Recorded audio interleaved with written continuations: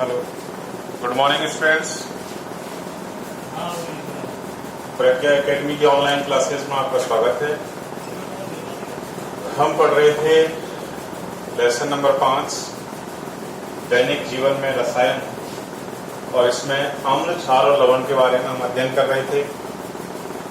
कल मैंने आपको अम्लों की सामान्य विशेषताओं के बारे में बताया कि अम्ल जो है इनकी सामान्य विशेषताएं क्या होती हैं, और आज हम क्षारों की सामान्य विशेषताओं के बारे में अध्ययन करेंगे।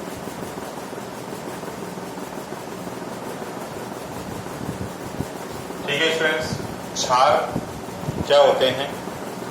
तो पूर्व की कक्षाओं में क्षारों के बारे में भी सामान्य परिभाषा और उनके सामान्य गुणों के बारे में हमने अध्ययन किया हुआ है कि क्षार जो है वो क्या होते हैं। तो क्षार जो है इसको, क्षार शब्द जो है अरबी भाषा में इसको कहा जाता है एल्कली। क्या कहा जाता है? एल्कली। अरबी भाषा का एक शब्द है एल्कली। उस एल्कली शब्द से क्षार शब्द को लिया गया। ठीक है, एल्कली शब्द जो है इसका अर्थ होता है पौधे की राख। क्या होता है इसका अर्थ? पौधे की राख। ठीक है स्टूडेंट्स, तो इसका मतलब ये सामान्यतः जो पादप भस्म है उसमें सामान्य रूप से जो है क्षार उपस्थित होते हैं। इसकी परिभाषा देखें तो छोटी क्लासों में, पूर्व कक्षाओं में जो परिभाषा हमने इसकी पढ़ी है वो क्या पढ़ी है कि वे पदार्थ जो स्वाद में कड़वे होते हैं। कैसे होते हैं? वे पदार्थ जो स्वाद में कड़वे होते हैं तथा इसमें अगर अपन और जोड़ना चाहें तथा लाल लिटमस पत्र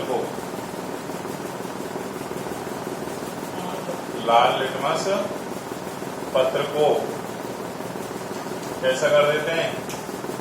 नीला कर देते हैं।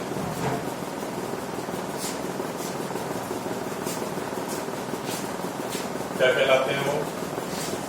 क्षार कहलाते हैं। क्या कहलाते हैं स्टूडेंट्स? वो क्षार कहलाते हैं। वे पदार्थ जो स्वाद में कड़वे होते हैं तथा लाल लिटमस पत्र को नीला कर देते हैं वो क्या कहलाते हैं? क्षार कहलाते हैं। ठीक है स्टूडेंट्स, तो एक सामान्य परिभाषा जो पूर्व कक्षाओं में हम पहले पढ़ चुके हैं वो इस प्रकार हम देख सकते हैं। अब इनके सामान्य गुण यदि हम देखें, सामान्य गुण क्या होंगे इसके? तो इसमें सबसे पहली विशेषता देखें सामान्य गुणों में। पहली विशेषता क्या होगी? तो ये स्वाद में कैसे होते हैं? कड़वे होते हैं। स्वाद में कैसे होते हैं? ये कड़वे। ठीक है, दूसरी विशेषता देखें तो ये स्पर्श करने पर साबुन के समान चिकने होते हैं। स्पर्श करने पर कैसे होते हैं? ये साबुन के समान चिकने होते हैं।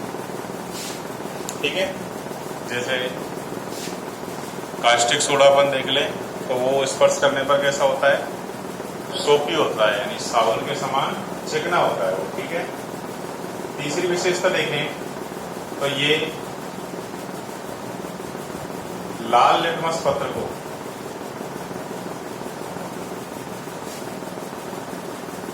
लाल लिटमस पत्र को कैसा कर देते हैं, नीला कर देते हैं।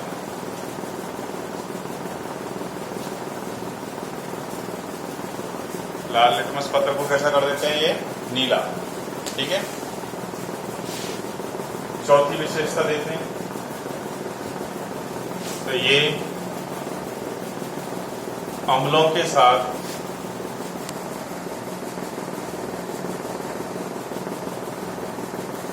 क्रिया कर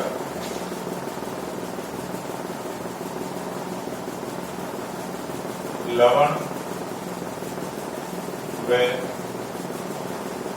जल बनाते हैं तथा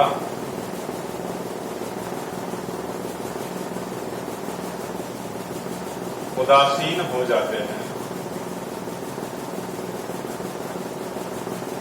ठीक है, क्षार जो है अम्लों के साथ जब इनकी क्रिया कराई जाती है तो ये क्या बनाते हैं, लवण और जल। जैसे ये क्या है, NaOH क्षार है, प्लस इसकी क्रिया किससे कराते हैं, अम्ल से करा रहे हैं। ठीक है, क्या बनाएंगे ये, लवण NaCl प्लस H2O। ठीक है स्टूडेंट्स, यहाँ पर देखें अपन, ये जल बन गया और शेष क्या बच गया, NaCl। ठीक है, तो ये लवण बनता है और ये लवण कैसा होता है, उदासीन होता है। इसके बाद देखें अपन सामान्य विशेषताओं में और देखें तो ये सामान्यतः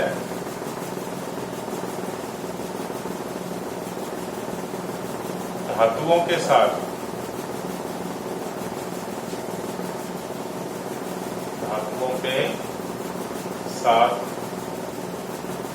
क्रिया कर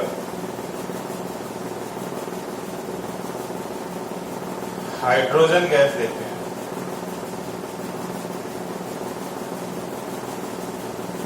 यानी सभी धातुएं क्षारों के साथ क्रिया नहीं करती। ठीक है, सामान्यतः कुछ धातुएं जो हैं वो क्षारों के साथ क्रिया करती हैं और क्रिया करके क्या देती हैं, हाइड्रोजन गैस देती है। जैसे अपन देखें Zn प्लस NaOH यानी जिंक धातु की जब क्षार के साथ सोडियम हाइड्रोक्साइड के साथ क्रिया कराई जाती है तो क्या बनता है, इससे Na2 Zno प्लस। ठीक है, इसको देखें तो क्या नाम है इसका, सोडियम जिंकेट, सोडियम जिंकेट बनता है। तो यहाँ पर अपन को ध्यान जो रखना है वो क्या, कि सभी धातुएं जो है समस्त धातुएं, जिस तरह हमने देखा था कि अम्ल जो है वो लगभग सभी धातुओं के साथ अभिक्रिया करके क्या बनाता है, हाइड्रोजन गैस उत्पन्न करता है। लेकिन क्षार जो है ये समस्त धातुओं के साथ अभिक्रिया नहीं कर सकते, कुछ धातुओं के साथ अभिक्रिया करके ये क्या बनाते हैं, हाइड्रोजन गैस उत्पन्न करते हैं। ठीक है स्टूडेंट्स, जैसे ये जिंक धातु के साथ क्रिया करता है कौन, सोडियम हाइड्रोक्साइड, क्योंकि एक प्रबल क्षार है। प्रबल क्षार जो है ये सामान्यतः धातुओं के साथ क्या करते हैं, अभिक्रिया कर लेते हैं। और देखें छठी विशेषता देखें तो क्षार जो है ये जल में विलय होते हैं, पूर्ण विलय होते हैं जल। ठीक है, जल में खुल जाते हैं। क्षार जो है वो जल में क्या होते हैं, विलय होते हैं। अगली विशेषता देखें तो क्षारों के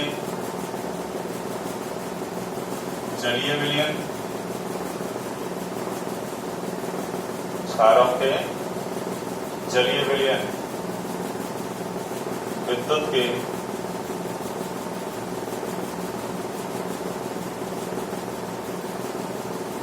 सुचालक होते हैं। क्षारों के जलीय विलयन विद्युत के क्या होते हैं, सुचालक। क्यों, क्योंकि क्षार जो है वो जलीय विलयन में अपने आयनों में टूट जाते हैं और अपने आयनों में टूट कर क्या करते हैं, ये विद्युत धारा का चालन करते हैं, इसलिए हम क्या कहते हैं कि क्षारों के जलीय विलयन जो हैं वो विद्युत के क्या होते हैं, सुचालक होते हैं।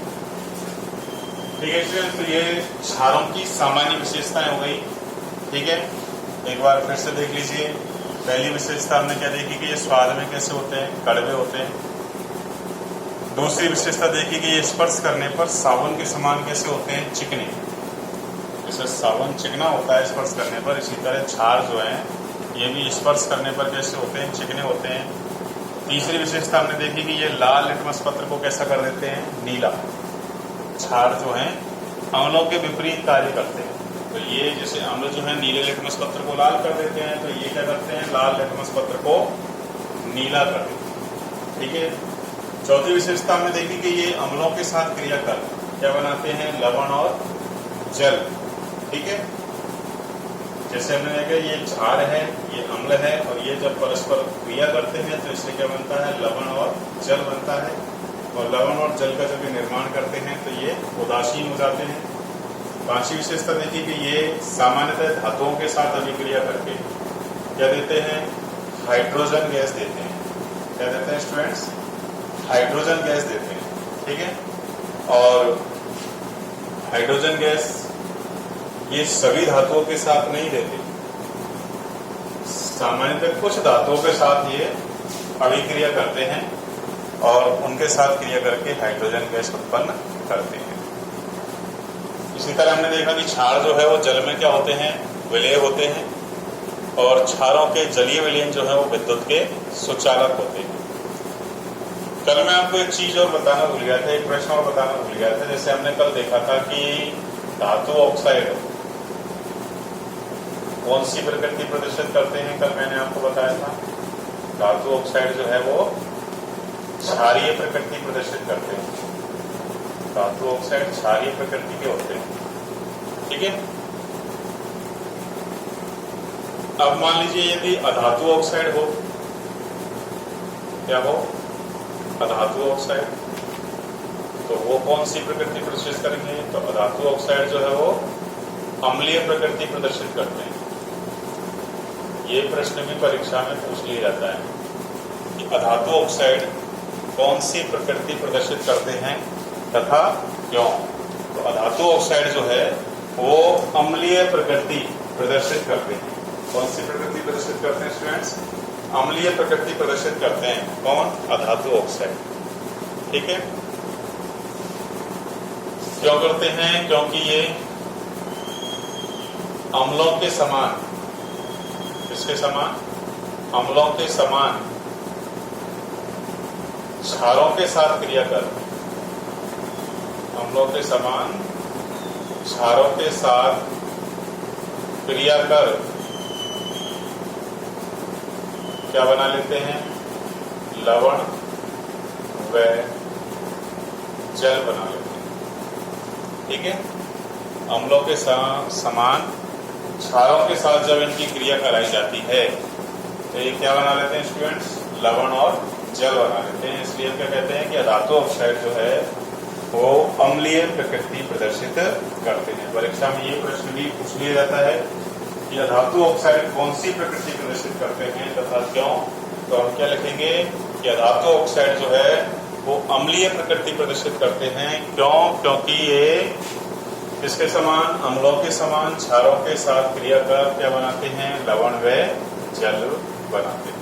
ठीक है, तो इस तरह से आपके सामने हमने देखी है क्षारों की सामान्य विशेषताएं, कल हमने देखी थी अम्लों की सामान्य विशेषताएं।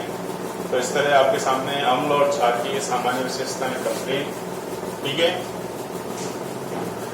आज इसके अलावा हम एक छोटा सा टॉपिक और है वो भी देख लेते हैं, वो क्या है, लवण। ठीक है, लवण क्या है, इसकी सामान्य विशेषताएं।